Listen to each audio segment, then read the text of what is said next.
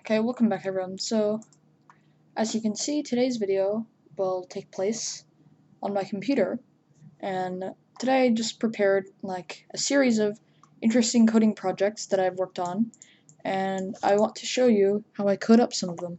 And this is probably going to be part 1 because, or it might be, I'm not sure. It depends on how quickly I work through these. Because I won't be going at full speed. I might be explaining some of what I'm doing, but essentially I'm using Jupyter notebooks to basically write down my Python code here.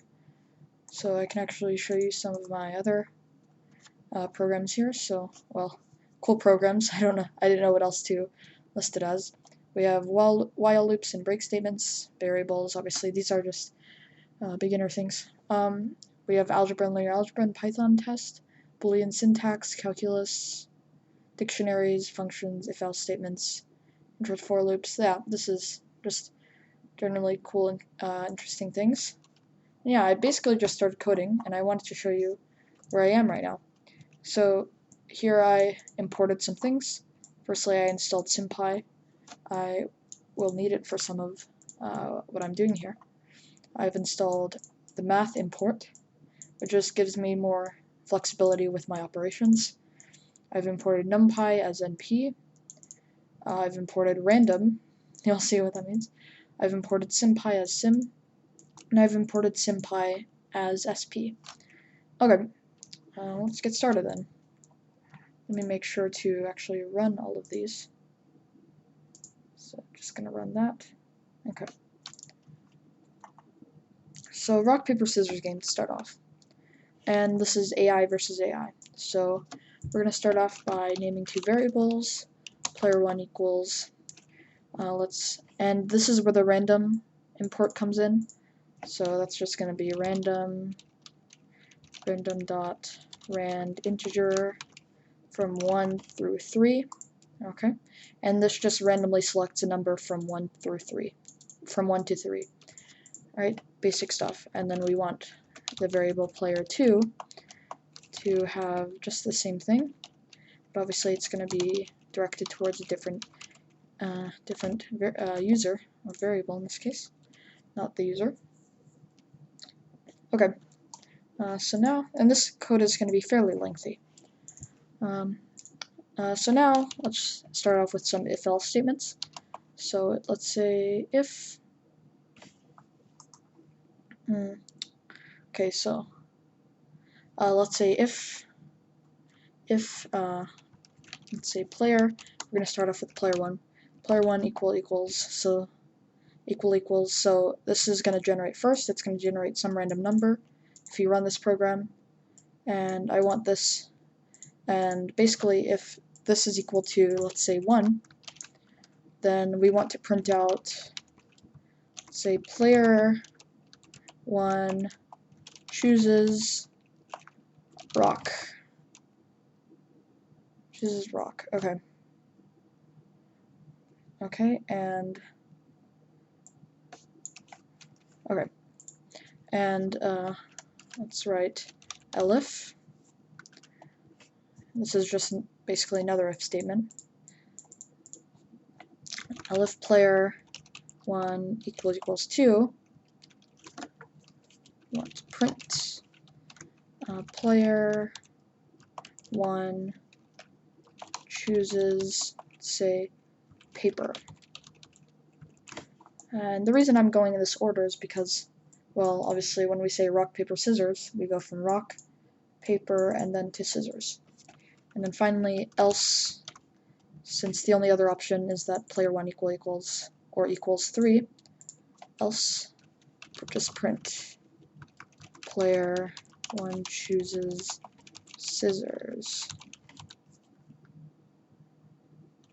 Okay. So there we go. I'll just close some startups. Okay. Okay, so now let's actually do this for player 2. So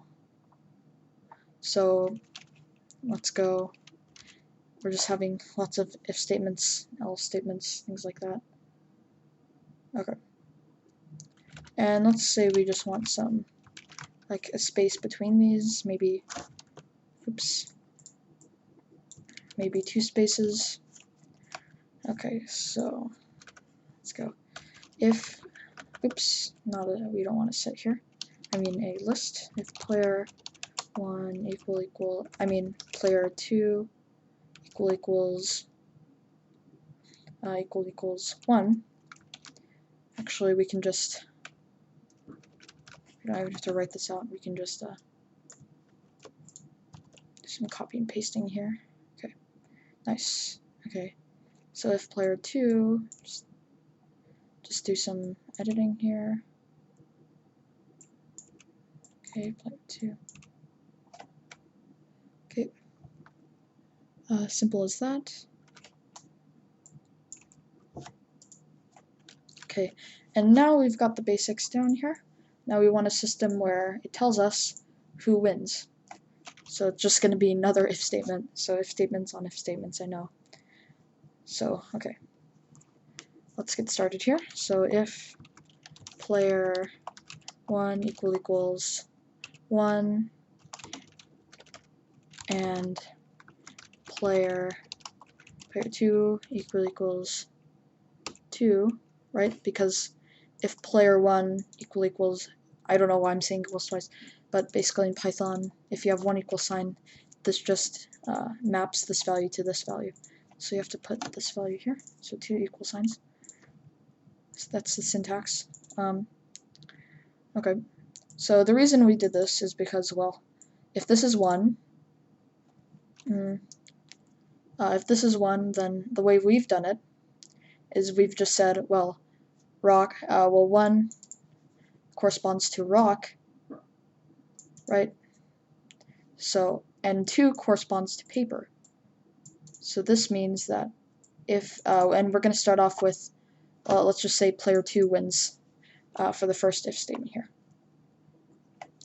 And then or, we can just use this operator, player 1 equals 2, and player 2 equals 3. Let's check to see if this works. Well, yes, so player 1, paper, and scissors, yep, correct. Yep, okay. Or, in fact, this should be the last one. Player 1 equals 3, and player 2 equals 1. Okay? So, yeah, let's see. So, scissors, loses to rock. So, yeah, there we go. Okay, so now let's write this out. Then just print, so this is going to be simple.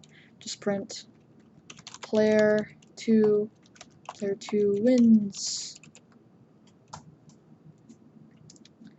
And then elif, because remember we need to account for the tiebreakers. We can't forget about those. We'll probably get or if we just put else, then when they tie, it'll say player 1 wins, and that doesn't make sense. So let's just put them as tiebreakers. Nice. Okay. Elif. Print. It is a tiebreaker. It's tiebreaker. Okay. And then finally else, because the only other possibilities are just that player 1 wins, so just print player 1 wins. Okay, so now we can try this out. So let's run this block of code. Okay, let's quickly put let's put some spaces. Some spaces here, so print. Okay, so let's run this again. Yep. Okay. So let's see this. So here it prints out player 1 chooses scissors, player 2 chooses paper. Yep, this is correct. Player 1 does in fact win. Scissors beats paper. Let's run it again. They choose rock.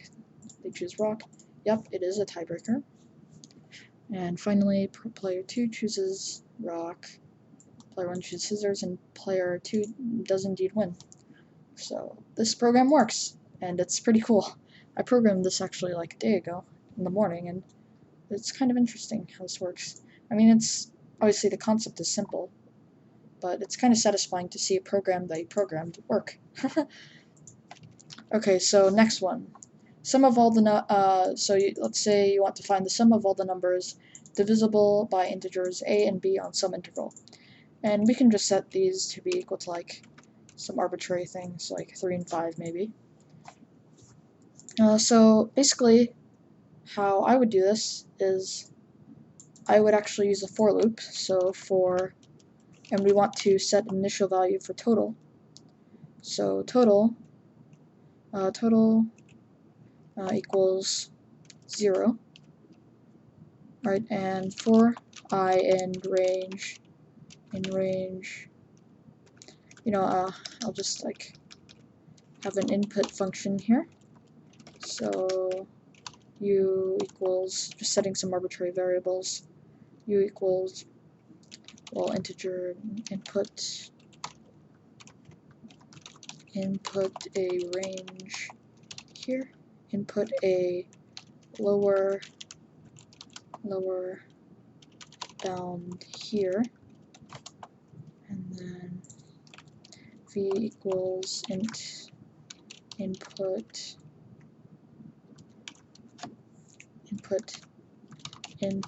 a upper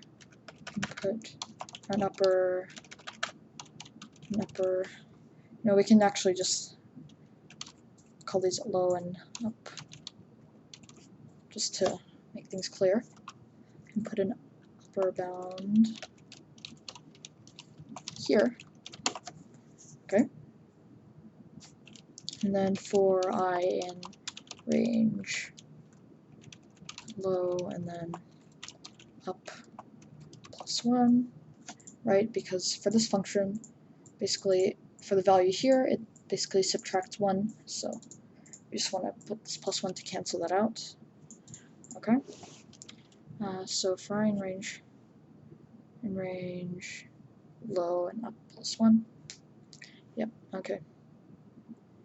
So, oh yeah, and let's see here. Okay. So let's see. So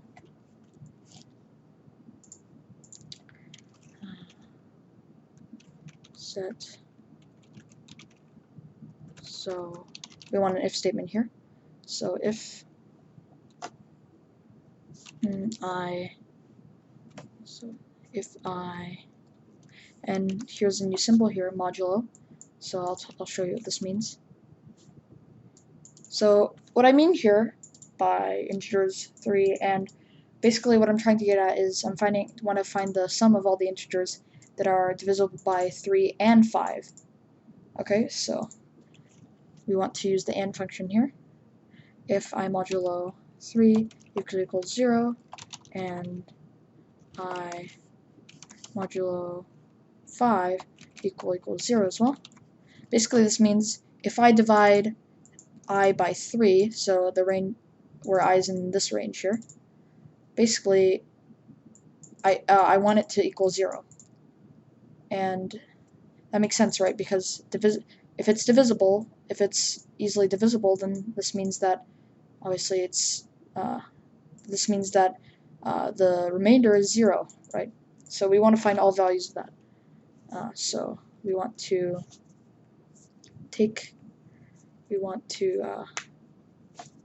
basically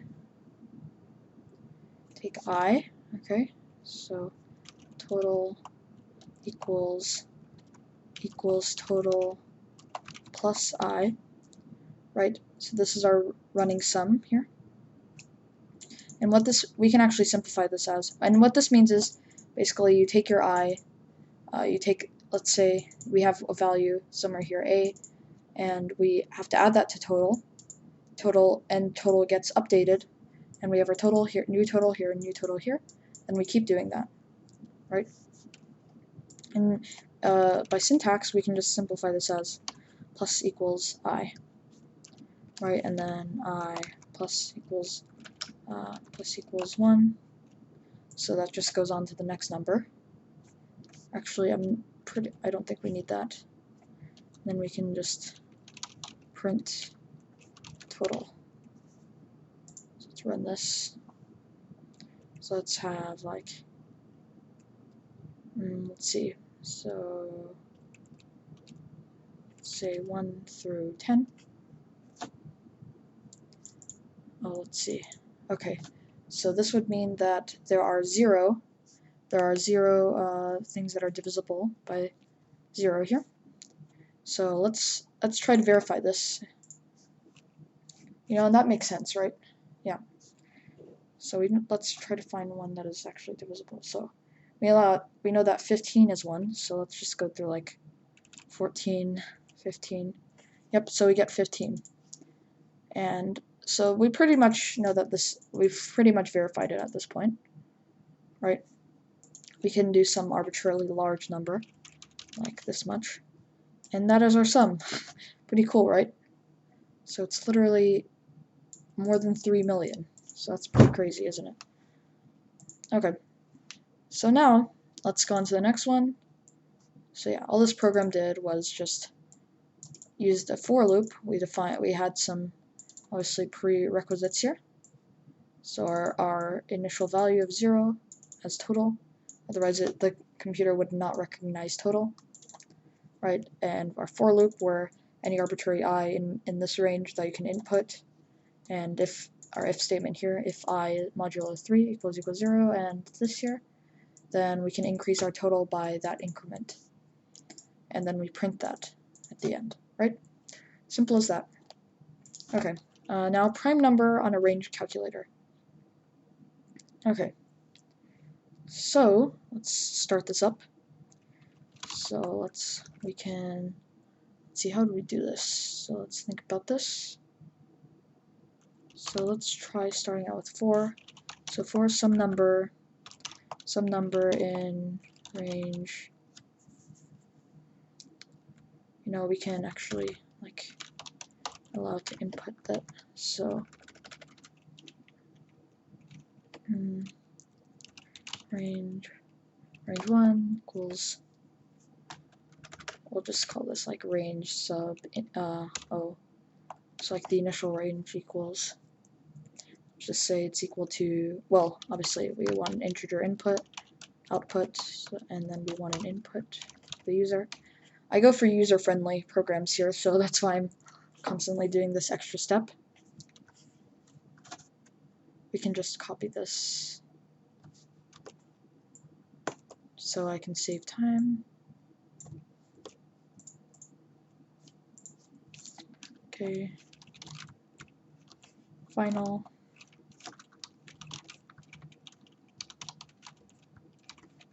Okay, oops. Okay, there we go. And now let's start a for loop. So for some number in range, well, rn underscore initial, and ran. Trying to use this tab function. There we go. Plus 1, of course. And I think we've made this clear why we've done that. If number is actually greater than or equal to 2, because there are no prime numbers below 2. We don't want to get that confused because we don't want negative numbers in this case. Then if numbers in range, then we want to start another for loop here for I in range 2, and then our number, right? And then our number here. Then essentially we just want to so So we want to basically, so our prime numbers on the range calculator.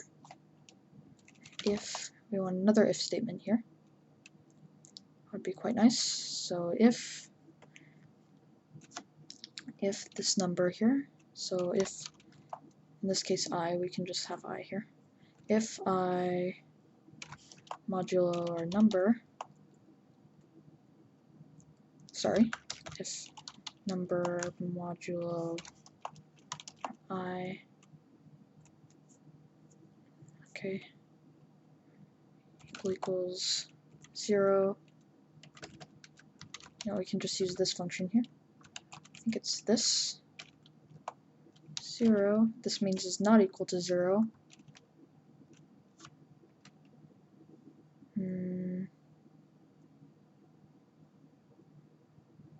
Okay, let's just make sure. Okay. 0. Break. Sorry. Print I.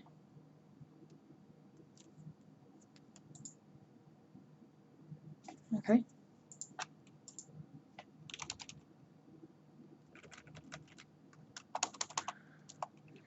Else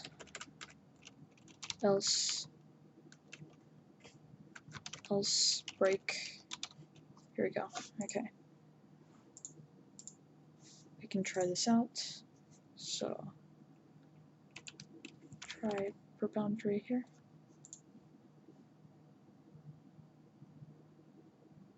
Okay. Let's try this again.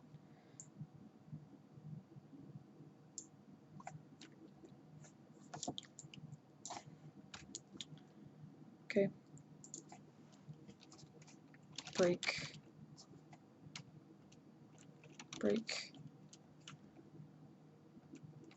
Else print I.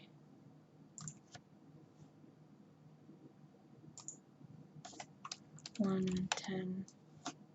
Whoa. Okay, that's quite peculiar, to be honest. Let's try this. Interesting.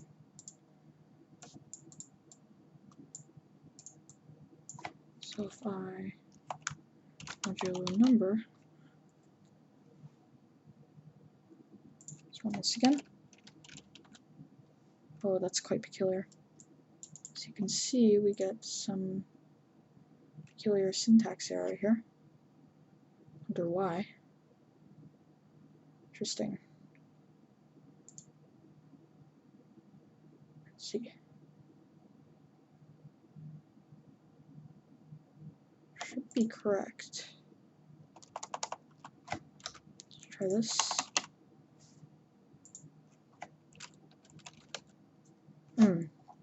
Very interesting, to be honest.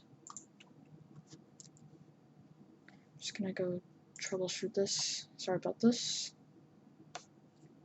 So this was in, I think it was in, we're on for loops.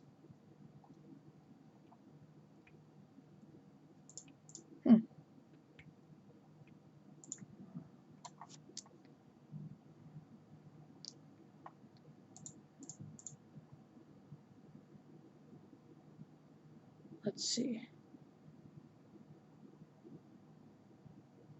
So if number is greater than 1 for I in range.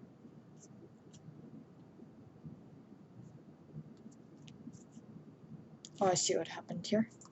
We forgot to have an initial value.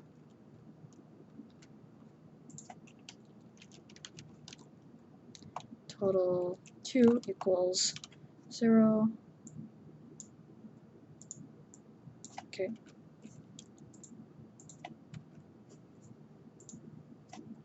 Okay, we need to have it out here as well. Okay, and then what we want to do is we want to essentially just take our total 2 and add 1 to it. And then outside this block here, we can just print our total 2. If we run this, oh, we're getting that aggravating error. Of course we are. That is fairly annoying. Just going to restart the kernel. Try it out. Okay, run that. Okay, that did function. We can run this now. Okay. More boundary here, boundary here. Oh wow, that is incorrect. Not sure why actually. This should be just fine. Let's troubleshoot our program again. I see. See what I've done here? I accidentally switched this. Okay. Yeah, that makes sense. I'm not sure why I switched that. Let's try running it again. 4. That's so peculiar. I'm not sure why that's happening. Oh, okay.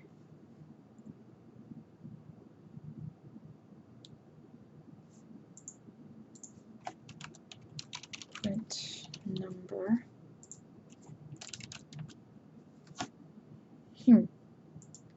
Here, let's get rid of this.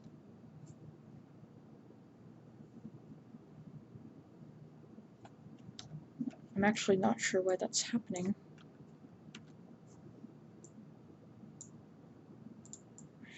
Could just get rid of this.